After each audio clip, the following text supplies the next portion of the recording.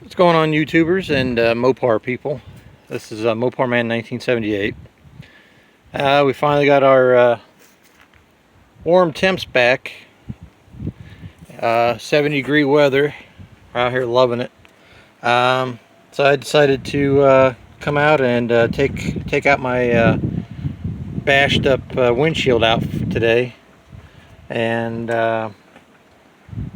I'll get it all cleaned up and around the rim here of the body, where the windshield and the weather, the seal, the windshield seal goes. I don't know if somebody did this. I'm pretty sure somebody did this at their house or something that previously owned this dart or something, because a window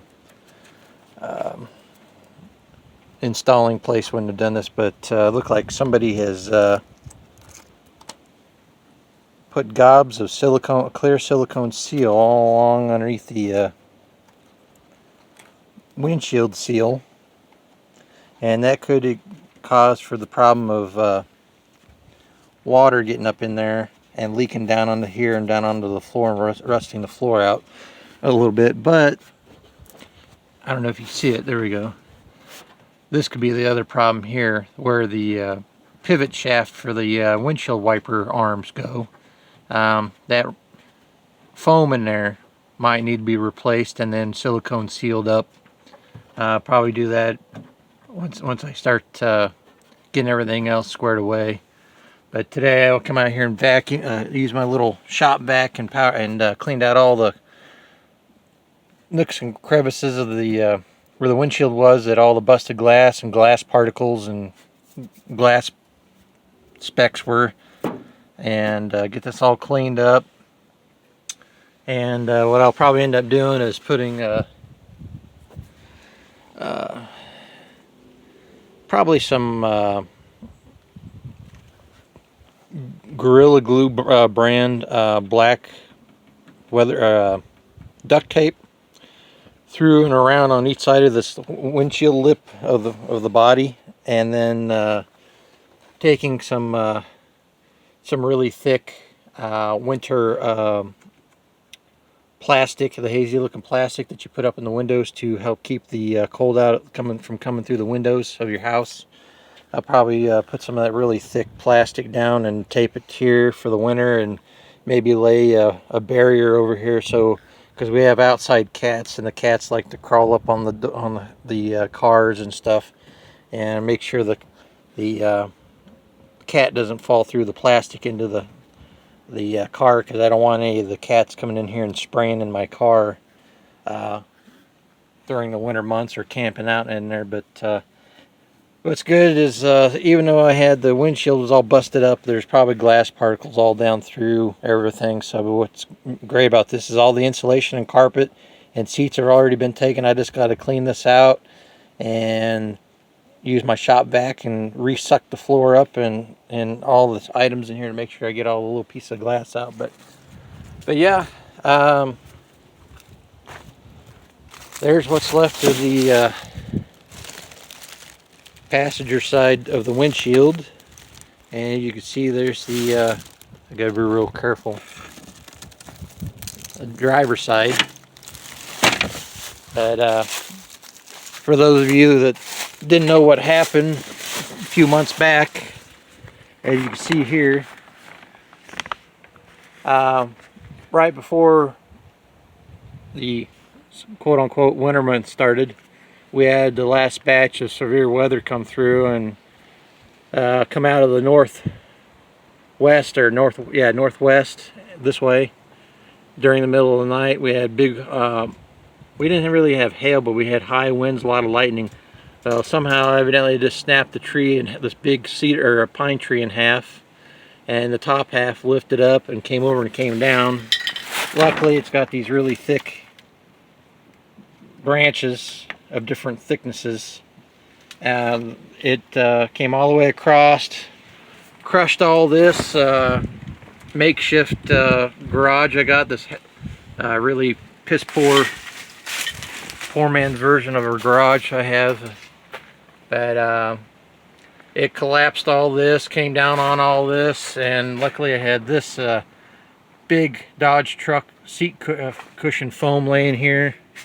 And then I had, as you can see, the remnants or whatever of the big heavy duty wood pallets. I made a privacy fence through here that is, as you kind of see, it's up through here a little bit, but I got all this plastic covered for privacy issues to make sure because I used to have people stop and try to look through the trees and stuff to see what kind of classy cars back here. And bad enough we got to deal with meth heads in my county.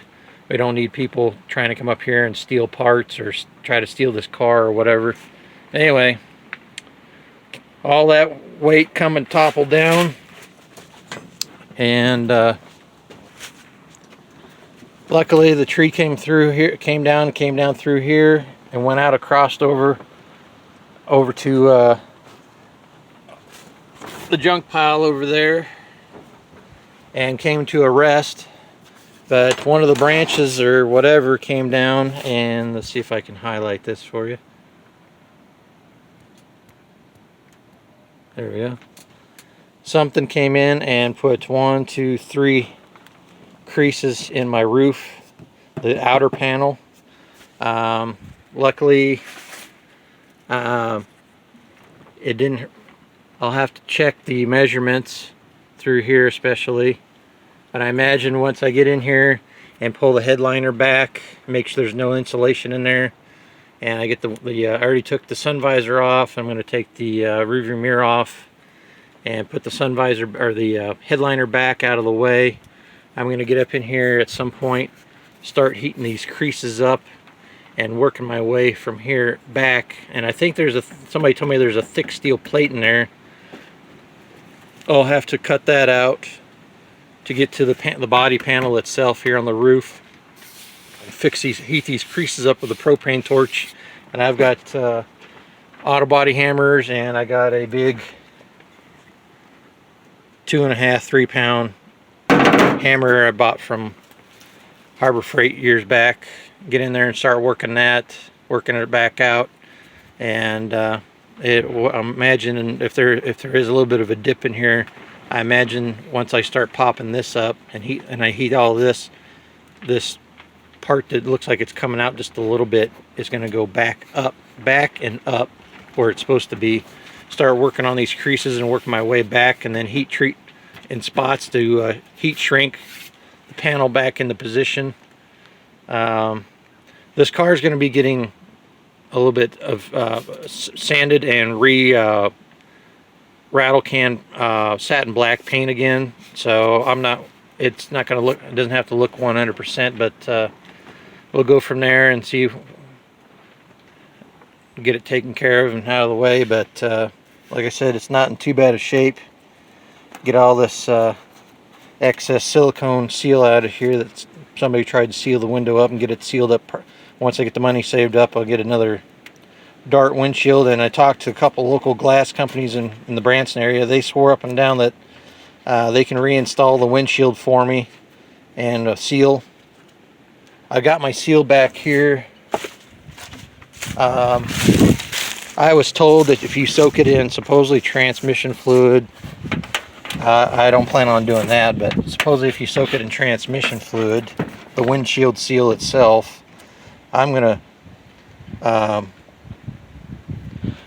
soak it in UV protectant Armor All. Come out here and keep putting, I'm going to clean it up really good and keep putting coats of Armor all over and inside of this seal to make sure it stays pliable, and see if I can't reuse this over again, because it doesn't really look like anything's weather cracked or anything like that. It's in pretty good shape for what it is.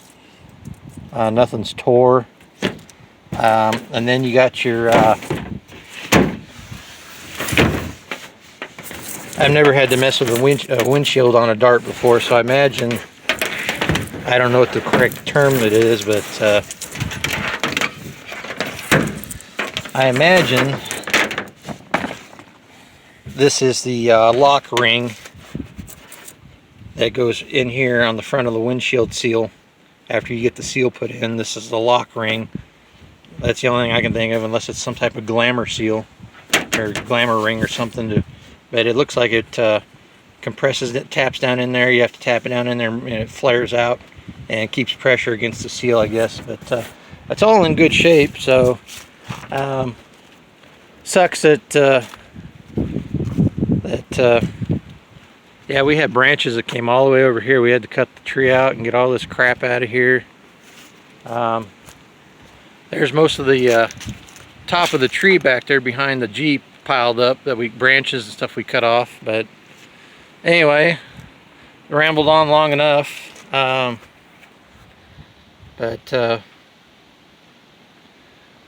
Let me know what you think in the comment section. If you've had to deal with one of these windshields before, if I should reuse that seal, or if it's better to buy a brand new one, or not a NOS new old stock one.